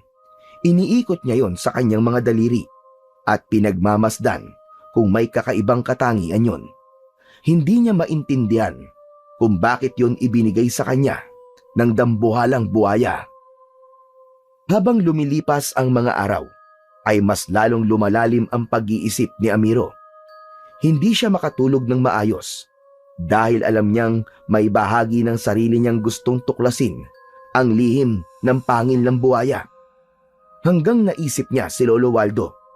Nagkaroon siya ng hinala na ang matandang albularyo ang nag-iisang taong maaaring makasagot sa kanyang mga tanong. Isang umaga, maagang tumungo si Amiro sa bahay ni Lolo Waldo. May bahagyang kaba sa kanyang dibdib.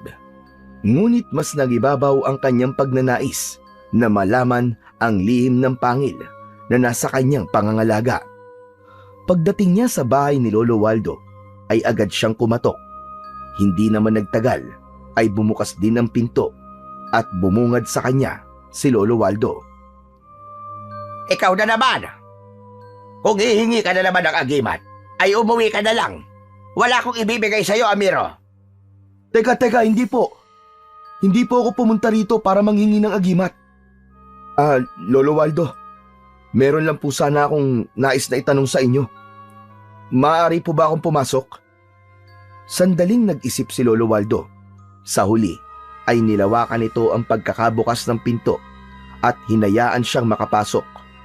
Magkaharap silang umupo sa kawayang sahig. Nang tanungin ni Amiro si Lolo Waldo kung ano ang pakay niya, ay marahan niyang ibinuka ang kanyang palad upang ipakita sa matanda ang pangil ni Lagim. Napasinghap si Lolo Waldo at nanlaki ang mga mata nito nang makita nito ang nasa palad ni Amiro. Agad nitong kinuha ang pangil ng buhaya at masusi yung pinagmasdan. Bakas sa mukha nito ang pagkamanga at tila hindi ito makapaniwala. Saan mo nakuha ito, Amiro? Lolo Waldo, ibinigay po sa akin yan ni Lagim. Ano ka mo? Ibinigay ito sa'yo ng buhayang nasa gubat. Pero paano? Sa tingin ko po kapalit po yan ang pagliligtas ko sa kanya. Papatayin sana siya ni na Kapitan Renato, pero itinago ko po siya. Napabuntong hininga si Lolo Waldo at muling tinignan ang pangil ng buhaya. Matapos yon, ay ibinalik na nito yon kay Amiro. Mapalad ka. Napakapalad mo, Amiro. Napakaraming tao ang namamatay sa pagtatangkang makuha ang mutya ng pangil ng buhaya. Ngunit ikaw, ibinigay ito ng kusa sa iyo ng buhaya. Ano po bang ibig niyo sabihin? Tsaka, ano po ba talaga itong sinasabi niyong pangil ng buhaya? Hindi sumagot si Lolo Waldo. Sa halip, tumayo ito at nagtungo sa isang lumang aparador. May kinuha ito roon na isang lumang photo album. Muli itong umupo sa harapan ni Amiro at binuklat ang photo album. Maya-maya pa ay huminto ito sa pagbuklat at napansin niya ang mapait na ngiti nito. Itinuro ni Lolo Waldo ang litrato ng isang matandang lalaki. Atay ko ang lalaking ito. Pero napansin mo ba ang isa niyang kamay? Doon lang napansin ni Amiro na putol ang kanang kamay ng lalaki sa larawan. Bakit po naputol ang kamay niya, Lolo Waldo? Nung kabataan kasi niya, sinubukan niya kumuha ng mutya ng pangil ng buhaya. Pinaniniwalaan niya noon na ang pagkakaroon ng mutyang yon ay magbibigay sa kanya ng hindi matatawarang lakas at proteksyon. Nang subukan niyang bunutin ng isang pangil mula sa isang buhaya, ay kinagat ng buhaya ang kamay niya. Isang mabilis na kagat ang ginawa ng buhaya at tuluyang naputol ang kanyang kamay. Maswerte na lang siya at nabuhay pa rin siya. May mga kakilala rin ako na sinubukan yon, pero karamihan sa kanila ay hindi na nakabalik ng buhay. Ibig sabihin po ba may kapangyarihan po ang pangil na to? Hindi lang basta isang kapangyarihan, Amiro. Ang may hawak ng mutyang yan ay magkakaroon ng kakaibang lakas.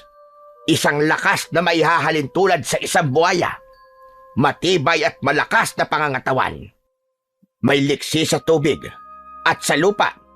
Pero higit sa lahat, protektado ka nito. Basta dala mo ang mutyang yan, hindi ka basta-basta masusugatan at kaya mong labanan ng kahit na anong kasamaan. Napalunok si Amiro. Hindi niya inasahan na ganun kahalaga ang bagay na ibinigay sa kanya ni Lagim. Maya-maya pa ay muling nagsalita si Lolo Waldo. Gaya na sinabi ko sa iyo, Amiro, hindi madaling makuha ang mutyang yan. Kung nabunot mo yan ng ganun kadali lang, ibig sabihin ay malaki ang tiwala ni Lagim sa iyo. Hindi ko alam kung bakit, pero parang nais ko nang maniwala sa sinasabi mong hindi si Lagim ang pumapatay sa mga tao dito sa ating lugar. Baka naisip ni Lagim na kailangan ng may lumaban sa totoong kasamaan na meron dito sa lugar natin. Muling napasinghap si Amiro. Matagal na niyang pinaniniwalaan na hindi si Lagim ang tunay na salarin. Ngunit walang naniniwala sa kanya. Ngayong may mutya na siya, mas lalong lumalim ang kanyang pagdududa na may mas malalim pang dahilan kung bakit ibinigay yun sa kanya ng mahiwagang buhaya. Pero Lolo, may ideya po ba kayo kung bakit niya po ito binigay sa akin? Tanging ikaw lamang ang makakatuklas ng sagot sa tanong mong yan, Amiro. Natahimik si Amiro at pinilit niyang inisip kung ano nga ba talaga ang dahilan ni Lagim kung bakit nito ipinagkatiwala sa kanya ang ganoong klase ng mutya. Alam niya na hindi lamang simpleng pasasalamat yun kung bakit nito yun ibinigay sa kanya. Malakas ang pakiramdam niya na meron pang mas malalim na dahilan na kailangan niyang matuklasan sa mga susunod na araw. Matapos makipag-usap ni Amiro kay Lolo Waldo, ay nagtungo siya sa gubat. Naisip niyang puntahan si Lagim at baka makakuha siya ng sagot sa kanyang katanungan. Makalipas ang ilang minutong paglalakad sa gubat, ay narating na niya ang lawa kung saan madalas na makita si Lagim. Lagim! Lagim, nandito ako! Si Amiro to, Lagim! Lagim! Pinakiramdaman ni Amiro ang paligid, lalo na ang lawa, pero nanatiling kalmado ang tubig doon. Lagim, kaibigan! Lagim! Naririnig mo ba ako? Tahimik pa rin ang buong paligid. Hindi pa rin naramdaman ni Amiro ang presensya ng dambuhalang buhaya. Hanggang sa nagdesisyon siyang mas lakasan ang kanyang boses. Lagim! Lagim, kaibigan! Kausapin mo ako! Ako to si Amiro! Ang nagligtas sa'yo! Magpakita ka sa akin, kaibigan! Lagim! Bumilis ang tibok ng puso ni Amiro nang makakita siya ng paggalaw sa tubig. Nagkaroon doon ng malakas na alon at mula roon ay lumitaw si Lagim. Mabilis siyang lumangoy papunta sa kinaroroonan ni Amiro. Huminto ito sa harapan niya at nang ibukas nito ang malaki nitong bunganga ay nagkislapan sa sikat ng araw ang matutulis nitong mga pangil. Malakas na isinarado ni Lagim ang bunganga nito at may tubig na tumalsik sa mukha ni Amiro. Sa pagkakataon na yon ay hindi nakaramdam ng takot si Amiro kay Lagim. Pakiramdam niya ay konektado silang dalawa ng buhaya. Para bang sa pamamagitan ng pagtingin nila sa mga mata ng isa't isa ay nagkakaunawaan na sila. Maraang inilabas ni Amiro mula sa kanyang bulsa ang mutya ng pangil ni Lagim. Napalunok siya bago muling tumingin sa dambuhalang buhaya. Kaibigang Lagim, maraming salamat at nagpakita ka sa akin, ha. Hindi ko pa rin alam kung bakit mo to ibinigay sa akin. Pero gusto kong malaman mo, nagagamitin ko mutyang ito sa kabutihan. Hindi lang dahil sa alam ko mabuti ka, kundi dahil yun ang nararapat. Nanatiling nakalutang sa tubig si Lagim habang nakatingin kay Amiro. Alam niya na naiintindihan nito ang sinasabi niya. Palang araw, mapapatunayan din natin sa lahat na hindi ikaw ang pumapatay ng mga tao rito, kundi ang mga aswang. Darating ang panahon na hindi ka na nila kakatakutan. Ipinapangako ko yun sa'yo, Lagim. Napatingin si Amiro sa mga mata ni Lagim. Kahit wala itong ekspresyon, ay nararamdaman niya ang kasiyahan ng buhaya sa kanyang sinabi. Napangiti siya. Lumuhod siya at marahan niyang tinapik ang ibabaw ng nguso ni Lagim at saka ito marahang lumubog sa tubig at lumangoy palayo. Kinabukasan ay maagang nagising si Amiro. Habang naghahanda ng agahan ay kinuha niya ang pangil ni Lagim sa kanyang bulsa at matiimyong tinignan. Mula nang ibigay yon ni Lagim sa kanya, pakiramdam niya ay may dalayong kakaibang lakas at proteksyon sa kanya. Hanggang isang ideya ang pumasok sa isip ni Amiro. Kumuha siya ng isang matibay na piraso ng itim na tali. Mahigpit niyang pinaikutan ng tali ang pangil at ginawa niya yung palawit. Isinuot niya yon sa kanyang leeg at naisip niya na tama ang kanyang ginawa upang hindi yun mawala sa kanya. Makalipas ang ilang sandali, ay nagising na si Miguel at nagsalo na silang magkapatid sa kanilang simpleng agahan. Kuya, ano yung nasa leeg mo? Ah, ito bang kwintas? Napulot ko lang to sa gubat habang nangangaso ko. Kuya, pangil ba yan ng hayop? Oo, parang ganun na nga. Nagandaan ako kaya ginawa kong kwintas. Bagay naman sa akin, di ba? Bagay naman, kuya. Ah, oo nga pala, kuya. Meron po kaming field trip sa susunod na buwan. Pwede po ba akong sumama? Aba, syempre naman. Alam mo, Miguel, hindi ko naranasan ang mga ganyang bagay nung nag-aaral pa ako.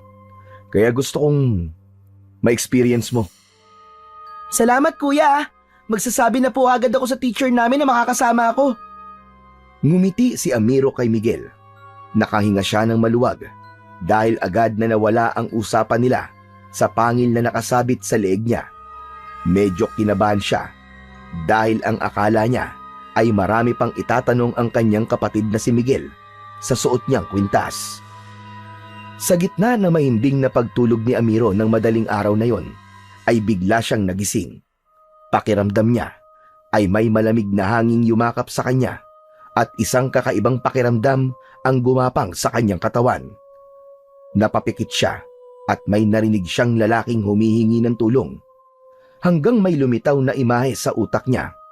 Isang lalaki ang mabilis na tumatakbo sa madilim na gubat habang hinahabol ng dalawang aswang. Agad na nagmulat ng mata si Amiro. Maingat siyang bumangon upang hindi magising ang kapatid niyang si Miguel na mahimbing na natutulog sa kanyang tabi. Kinuha niya ang kanyang pana at palaso at lumabas ng bahay. Malaki ang mga hakbang na tinahak niya ang daan papunta sa gubat. Nang makarating siya sa parte ng gubat na nakita niya sa kanyang isip kanina, ay nakita niya ang isang lalaking nakahandusay sa lupa at inaatake ng 2 aswang. Hindi na nagdalawang isip si Amiro. Itinutok niya ang kanyang pana at mabilis na pinakawalan ang isang palaso.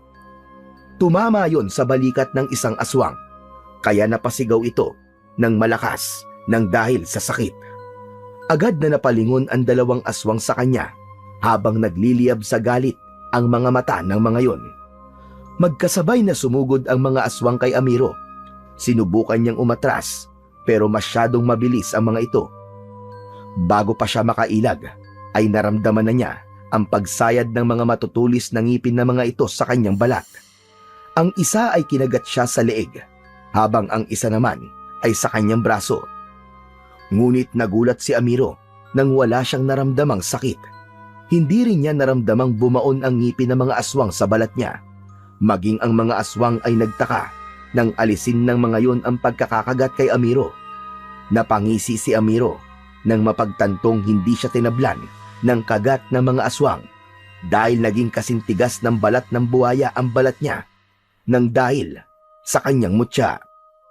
Sa pagkakataon na yon, isang kakaibang lakas ang dumaloy sa buong katawan ni Amiro. Mabilis niyang sinuntok ang isang aswang sa muka. Sinipa naman niya ang isa sa sikmura. Parehas na tumilapon ang 2. Mabilis niyang itinutok sa isang aswang ang kanyang pana at pinakawalan ang isang palaso. Pero mabilis siyang nakaiwas. Hanggang sa bumalik sa alaala ni Amiro ang ginawang pagtulong noon ni Lagim sa kanya. Sinubukan niyang tawagin ang pangalan ng buhaya. Ubod lakas niyang isinigaw ang pangalan ni Lagim. Hindi nagtagal ay isang nakakabingin dagundong ang pumuno sa buong kagubatan. Bahagyang yumanig ang lupa at sa isang iglap ay dumating si Lagim habang malaking nakabukas ang bibig nito. "Kaibigan Lagim! Dumating ka!"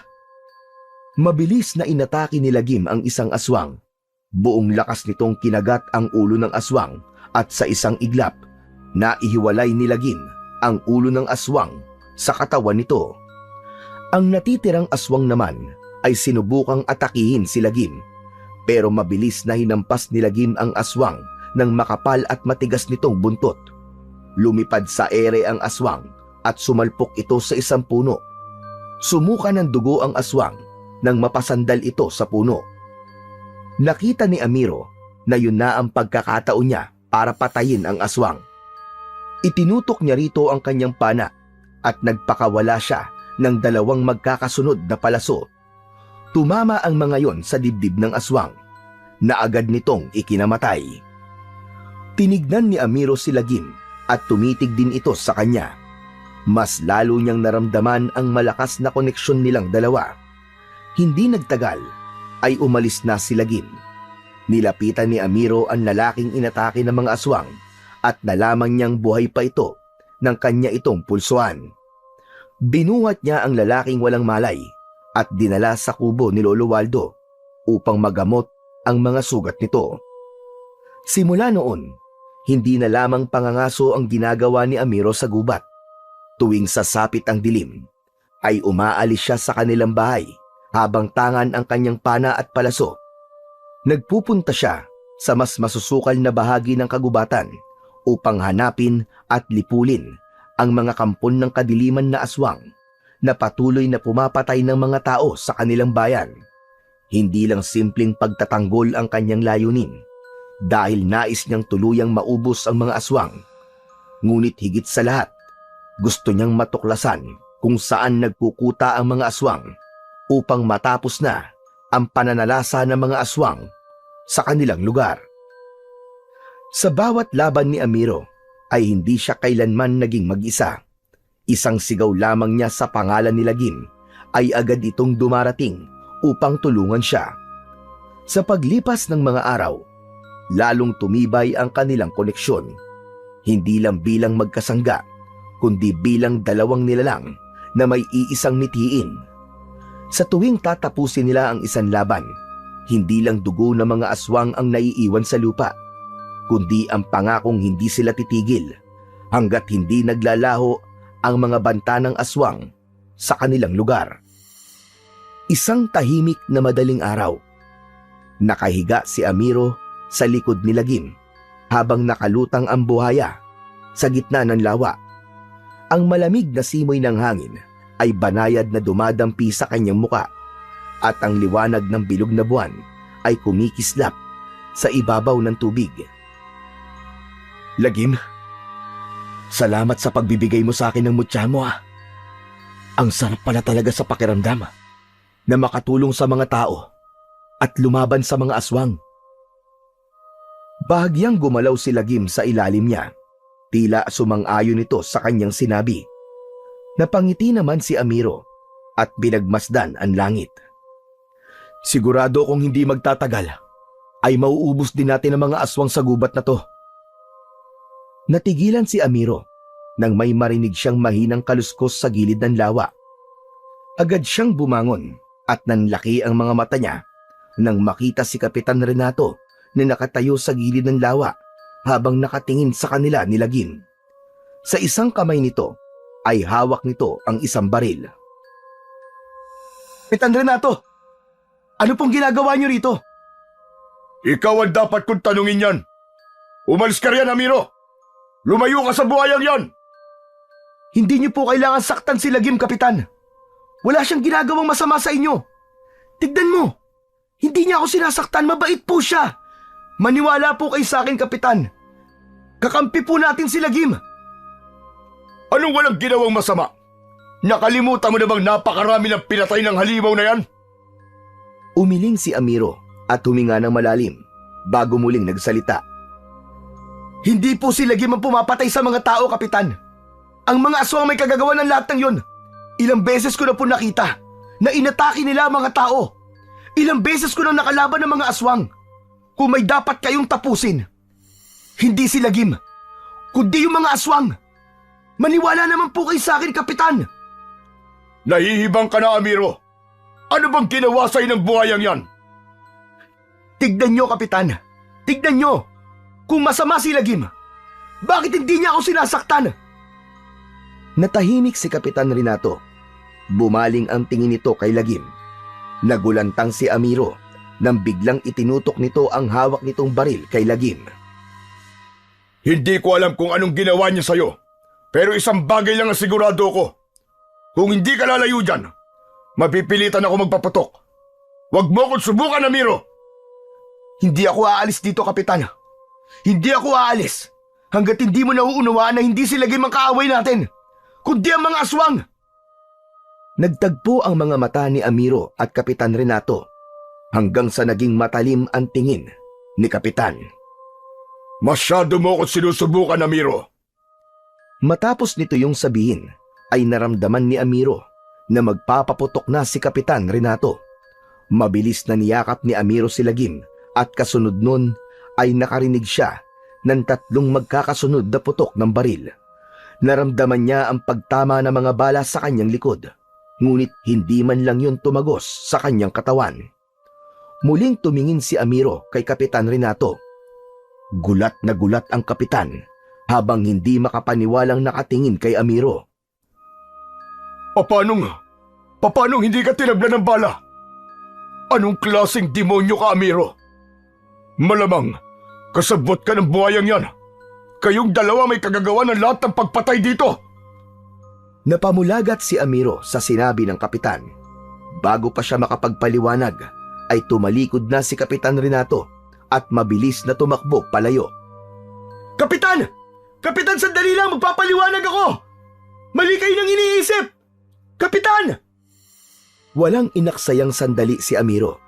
Agad siyang tumalon mula sa likod ni Lagim at sumisid sa tubig upang habulin ang kapitan.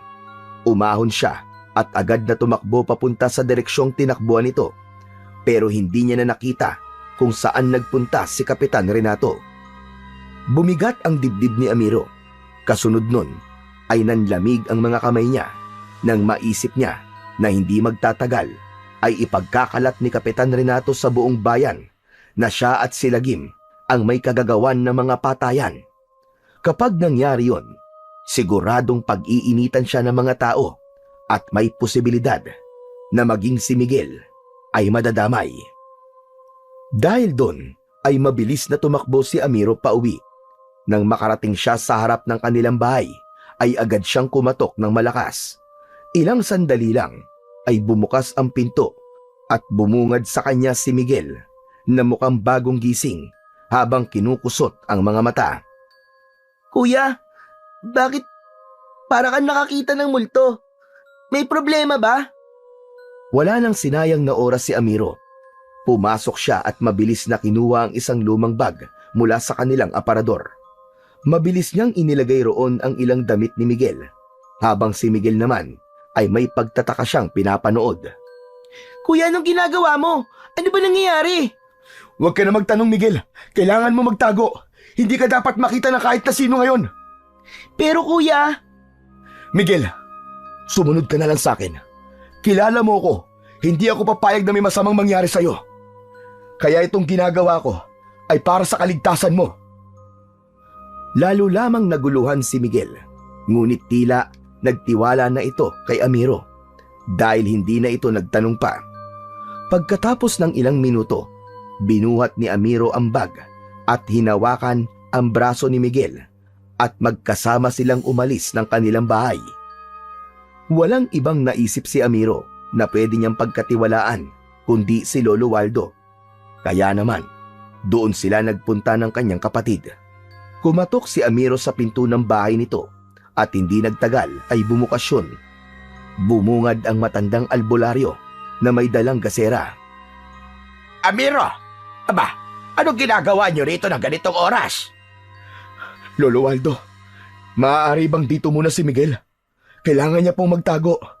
Hindi magiging maganda ang mangyayari sa mga susunod na araw. Ano ba nangyayari? Ipinaliwanag ni Amiro ang lahat. Wala siyang inilihim dito upang mas maunawaan siya nito. Sinabi rin niya na inisip ni Kapitan Renato na kasama siya ni Lagim sa pagpatay sa mga tao kahit wala naman yung katotohanan. Matapos niyang magpaliwanag ay tumango si Lolo Waldo. Naiintindihan kita, Amiro. Huwag ka mag-alala. Ako ang bahala kay Miguel. Salamat po, Lolo Waldo. Sige po, aalis na ako. Kuya, saan ka pupunta? Lumingon si Amiro sa kanyang kapatid at pilit na ngumiti. Huwag ka mag-alala, Miguel. Kapag natapos na ang lahat ng ito, ay babalik tayo sa normal nating buhay. Basta sa ngayon, sundin mo na lang muna si Lolo Waldo. Mabilis na niyakap ni Amiro si Miguel bago siya tumalikod at mabilis na naglakad pabalik sa gubat. Ang lugar na yun lamang ang naisip niyang lugar na maaari niyang pagdaguan ng pansamantala habang iniisip niya ang susunod niyang hakbang. Simula noon ay nagtago at nanirahan na muna si Amiro sa gubat. Mahirap ang buhay niya roon dahil wala siyang maayos na pagkain at wala siyang masisilungan laban sa ulan at lamig ng gabi. Minsan, nagtitiis siya sa hinog na prutas o sa mga hayop na nahuhuli niya gamit ang patibong. Sa kabila ng lahat, hindi niya naramdaman ang matinding pag-iisa. Lagi niyang kasama si Lagim. Hindi niya noon inisip na darating ang araw na pareho na sila ni Lagim na kailangan magtago mula sa mga tao. Sa bawat araw na lumilipas, unti-unting natutunan ni Amiro ang mabuhay sa gubat. Isang gabi, habang naglalakad siya sa gubat upang manugis ng aswang, ay nakita niya si Kapitan Renato na mag-isang naglalakad habang may dalang gasera. Palinga-linga ito na tila sinisigurado na walang ibang tao na makakakita sa kanya. Agad na nagtago si Amiro sa likod ng isang malaking puno at nagtaka siya kung anong ginagawa ni Kapitan Renato sa gubat at hindi nito kasama ang mga tanod dito. Sinundan ni Amiro ng palihim si Kapitan Renato. Hindi nagtagal, narating ni Kapitan Renato ang isang bahagi ng gubat na noon lamang nakita ni Amiro. Tila isa yung maliit na kuta sa gitna ng kagubatan. Sa paligid naman ng kuta ay may ilang kubol na gawa sa kawayan at anahaw. Ngunit ang nagpatayo ng balahibo ni Amiro ay ang mga nilalang na sumalubong kay Kapitan Renato. Mga aswang ang mga nilalang na yon. Magkakasabay na lumapit sa kapitan ang mga aswang at biglang lumuhod ang mga yon at tinawag pang pinuno ng ilan si Kapitan Renato. Halos hindi makahinga si Amiro sa kanyang nasaksihan at narinig. Doon niya napagtanto na si Kapitan Renato pala ang pinuno ng mga aswang na pumapatay ng mga tao sa kanilang lugar. Maya-maya pa, isang nakakakilabot na pangyayari ang naganap. Unti-unting nagbago ang anyo ni Kapitan Renato. Sa isang kisap mata ay naging isang nakakatakot na aswang ang kanilang kapitan. At mula sa pinagtataguan ni Amiro ay dinig na dinig niya ang pagsasalita ni Kapitan Renato. Malapit na ang hinihintay nating lahat. Sa susunod na kabilugan ng buwan na, sisimulan na natin ang ating pagsalakay sa baryo. Wala tayong gagawin kundi ang magpakasawa sa laman at dugo ng mga tao. At sa oras na malipol na natin silang lahat, lilipat naman tayo sa ibang lugar upang doon magasik ng lagim. Hindi makapaniwala si Amiro sa kanyang natuklasan. Napagtanto niyang matagal nang pinaplano ni Kapitan Renato ang mga patayan sa kanilang baryo. Isinisisi nito kay Lagim ang lahat upang mapagtakpan ang kasamaan nito. Marahang umatras si Amiro mula sa kanyang pinagtataguan at siniguro niyang hindi siya maririnig ng sinuman. Nang makalayo siya ng bahagya, ay saka siya tumakbo ng mabilis, palayo sa kuta ng mga aswang. Hindi niya lubos maisip na ang totoo pala nilang kalaban ay kasama lang nilang naninirahan sa kanilang baryo at nagpapanggap na may malasakit sa lahat. Kinabukasan ng umaga ay nagtungo si Amiro sa kanilang baryo. May suot siyang isang malapad na salakot upang maitago kahit paano ang kanyang pagkakakilanlan. Sa kanyang paglalakad ay napadaan siya sa plaza at nalaman niya na merong pagtitipon doon. Maraming tao ang naroon habang nasa unahan ng lahat si Kapitan Renato. Agad na kumulo ang dugo ni Amiro pagkakita sa mapanlinlang na kapitan. Huminto siya at nagtago sa kumpol ng mga tao upang pakinggan ang sasabihin ni Kapitan Renato. Mga kababayan, nagtitipon tayo ngayon upang mabigyan ko kayo ng babala. Nalaman ko na hindi lamang ang halimaw na buhay na si Lagim ang dapat nating katakutan dahil meron siyang kasabwat sa lahat ng patayan na nangyayari dito sa ating baryo. Isa sa mga kabaryo natin ang tumutulong kay Lagim upang makapambiktima ng mga inosente. Walang iba kundi si Amiro. Alam ko na marami ang nakakakilala sa inyo sa kanya dahil sa pagiging mangangaso niya. Nagkaroon ng bulong-bulungan ang mga tao sa sinabing yon ni Kapitan Renato, habang si Amiro naman ay nanatiling nakatago at patuloy na nakikinig. Totoo ang narinig niyong lahat. Hindi lang si Lagim ang pumapatay sa lugar natin, kundi kasabwat niya si Amiro. May kakaiba silang ugnayan ng dambuhalang buhaya na yon. Marahil ay gumagamit ng itim na kapangyarihan si Amiro upang mapasunod niya si Lagim sa mga gusto niya. Kaya bilang kapitan niyo na ang tanging nais ay ang inyong kaligtasan, inuutos ko na sa oras na makita niyo si Amiro kahit saan, ay agad niyong huliin at dalhin sa akin. Hindi natin hahayaang mabuhay ang isang taksil sa ating baryo. Nanginig ang buong katawan ni Amiro dahil sa pagpigil niya sa kanyang galit. Halos sumabog ang kanyang dibdib sa matinding pagkapuot. Hindi siya makapaniwala sa kasinungalingan ni Kapitan Renato. Hindi lamang nito itinuro si Lagim bilang salarin, kundi pati siya para lang mailayo ang mga tao sa kung sino talaga ang totoong kalaban. Alam ni Amiro na hindi na siya maaaring magtagal doon. Agad siyang umalis sa kumpol ng mga tao dahil para sa kanya ay sapat na ang kanyang mga narinig. Malalaki ang mga hakbang na bumalik siya sa gubat upang pag-isipan ang susunod niyang hakbang. Naisip ni Amiro na kailangan niya ng wakasan ang kasamaan ni Kapitan Renato at hindi niya na kailangang hintayin ang kabilugan ng buwan. Alam niya na sa gabing yon ay maraming tao ang mamamatay sa kamay ng mga aswang na nagtatago sa gubat. Kinagabihan, lumabas ng gubat si Amiro at matapang siyang nagtungo sa bahay ni Kapitan Renato. Nang nasa tapat na siya ng pinto ng bahay ng kapitan, ay huminga siya ng malalim bago malakas na kumatok sa pinto. Ilang saglit lang ang lumipas bago yun bumukas. Sumilip si Kapitan Renato at halatang nagulat ito nang makita si Amiro.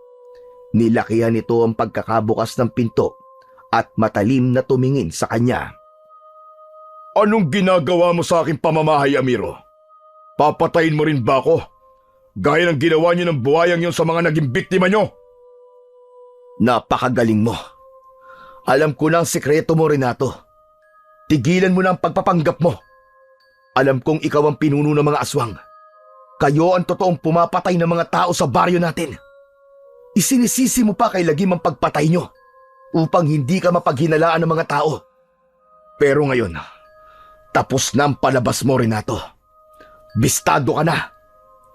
At ano naman ang balak mong gawin, Amiro? Magsusumbong ka sa mga tao?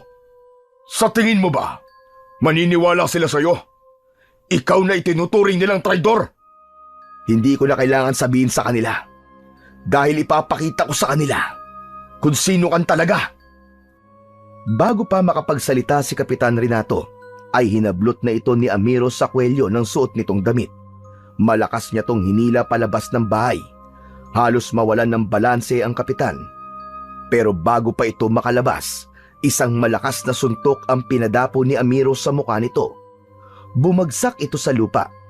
Tumingala ito kay Amiro at pinunasan ng dugo sa labi nito gamit ang kanyang kamay.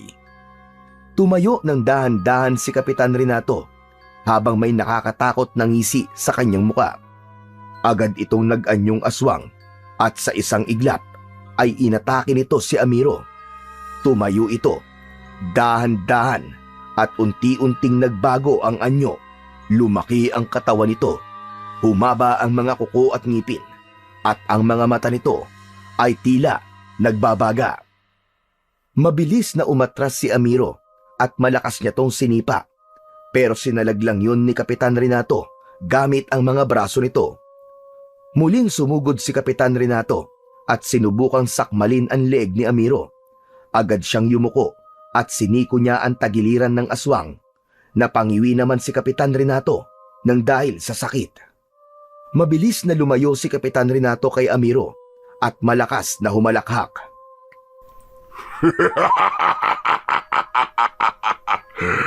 Malakas ka, Amiro. Hindi ko inaasahan na kaya mo makipagsabayan sa akin. Kaya kailangan ko na ng tulong ng mga alagad ko para tapusin ka. Isang malakas na alulong ang pinakawalan ni Kapitan Renato. Hindi nagtagal ay dumating ang mga aswang at tumayo ang mga yon sa likod ng kapitan. Matalim ang tingin ng mga yon kay Amiro, na tila ba naghihintay lamang ang mga yon ng utos mula kay Kapitan Renato para patayin siya. Alam ko na may ginagamit kang kakaibang bagay, Amiro. At nais kong makuha ang bagay na yun upang maging mas malakas ako. Akala mo ba ay ikaw lamang ang may kakampi? Ha! Meron din ako! Isang malakas na sigaw ang pinakawalan ni Amiro. Ang kanyang mga tinig ay sumabay sa hangin hanggang umabot sa kagubatan. Lagim! Mabilis na dumating ang dambuhalang buhaya. Kulang na lang ay yumanig ang lupa sa bawat pagakbang ng malalaki nitong mga paa. Lumapit si Lagim kay Amiro. Nakita ni Amiro ang takot sa mukha ng mga aswang nang makita si Lagim. Agad na inutusan ni Kapitan Renato ang mga aswang na umatake. Sabay-sabay na sumugod ang mga aswang na akala mo ay gutom na mga hayop. Ang dambuhalang buhaya naman ay hindi na nagpatumpik-tumpik pa at nilusob nito ang mga aswang. Akala mo ay isa itong napakalakas na bagyo na niragasa ang mga aswang. Ginamit ni Lagim ang lakas ng panga nito at buntot upang labanan ang mga aswang. Samantala, si Amiro naman ay abala kay Kapitan Renato. Mas lalo pa niyang naramdaman ang lakas at kapangyarihan ng mutya ng pangil ng buhaya. Hindi siya tinatablan ng mga kalmot at kagat ni Kapitan Renato dahil ang balat niya ay kasing tigas ng balat ng isang buhaya. Hanggang mula sa kung saan ay narinig ni Amiro ang pagtawag ni Lolo Waldo. Nang makita niya ang matanda, ay hawak nito ang kanyang pana at palaso. Inihagis nito yon sa kanya at mabilis siyang tumakbo upang saluin ang mga yon. Nang mapunta sa kamay ni Amiro ang dalawang bagay na yon, ay nasiguro na niya ang kanyang pagkapanalo. Agad na itinutok ni Amiro ang pana kay Kapitan Renato na akmang sasalakay sa kanya. Ngunit natigilan ito nang makita ang kanyang hawak. Tapos na ang kasinungalingan mo at ang panlilinlang mo, Renato! Pinakawalan ni Amiro ang unang palaso. Tumama yon sa dibdib ni Kapitan Renato, habang ang sumunod na palaso ay tumama sa kaliwa nitong balikat. Hanggang sa naging sunod-sunod na ang pagpapakawala ni Amiro ng palaso mula sa pana. Ang lahat ng yon ay bumaon sa iba't ibang parte ng katawan ni Kapitan Renato. Nang napaluhod na ito sa lupa, ay doon na nagdesisyon si Amiro na tapusin na ang buhay nito. Inasinta niya ng mabuti ang noo ni Kapitan Renato at nang pakawalan niya ang palaso, ay bumaon yun sa noo nito at tumagos sa likod ng ulo nito ang dulong bahagi ng palaso. Nanlaki ang mga mata ni Kapitan Renato bago ito tuluyang humalik sa lupa. Nilapitan ni Amiro ang katawan ni Kapitan Renato at siniguro niyang patay na ito. Nang tumingin siya sa kanyang paligid, ay nakita niya na wala nang natitirang aswang na naroon dahil lahat ay pinaslang na ni Lagim. Kakaibang ginhawa ang naramdaman ni Amiro dahil sa wakas ay nagtagumpay sila ni Lagim sa laban na yon. Maya-maya pa ay lumapit si Lagim kay Amiro at marahas namang hinaplos ni Amiro ang nguso ng buhaya. Magaling, kaibigan Lagim. Nagtagumpay tayo. Wala na ang mga aswang. Payapa na ang baryo namin. Maraming salamat sa tulong mo. Ang mga tao sa baryo ay nagsimulang lumabas mula sa kanilang mga bahay. Samot-sari ang reaksyon ng mga yon. May takot, may naguguluhan, at meron ding masaya. Hindi na nagdalawang isip na magsalita ni Amiro dahil alam niyang yun na ang kanyang pagkakataon upang linisin ang pangalan ni Lagim. Mga kababaryo! Makinig kayo sa aking lahat! Siguro naman ay nasaksihan nyo na ngayon kung sino talaga ang totoong kalaban. Walang iba kundi si Kapitan Renato. Siya ang pinuno ng mga aswang. Sila ang mga pumapatay ng mga tao dito sa baryo natin at hindi si Lagim. Isinisilang ni Kapitan Renato kay Lagim ang patayan upang pagtakpan ang kawalang-yaang ginagawa niya sa ating lahat. Si Lagim, hindi niyo siya dapat katakutan. Kakampi natin siya at kahit kailan, hindi siya pumatay ng tao. Habang ang mga tao ay unti-unting nauunawaan ang mga sinabi ni Amiro, ay mabilis na lumapit sa kanya si Miguel at niyakap siya nito ng mahigpit. Kuya, sobrang ipinagmamalaki kita. Ang galing mo makipaglaban. Salamat, Miguel. Pero tapos na ang lahat at makababalik na tayo sa normal nating buhay. Matapos ang pagyakap na yon, ay ipinakilala ni Amiro si Miguel kay Lagim. Ang mga tao ay isa-isang lumapit kina Amiro at Lagim upang makapagpasalamat. Napakasaya ng puso ni Amiro ng mga sandaling yon dahil sa wakas ay tuluyan ng naalis ang takot ng mga tao kay Lagim. Matapos ang lahat ng nangyari, ay unti-unti nang bumangon ang baryo ni Amiro mula sa madugong trahedya na yon. Ang takot na matagal nang sumakal sa mga tao ay unti-unting naglaho. Si Lagim, na dating itinuturing na isang dambuhalang halimaw na pumapatay ng mga tao, ay naging bahagi na ng kanilang komunidad. Kung minsan, kapag dumadalaw si Lagim sa baryo, ay nakikipaglaro pa ang ilang mga bata rito. Samantala, si Amiro naman ay patuloy na pinangangalagaan ng mutya ng pangil ni Lagim. Naniniwala siya na ang bagay na yon ay nagsisilbing simbolo ng hindi inaasahang pagkakaibigan na nabuo sa pagitan ng isang tao at ng isang buhaya.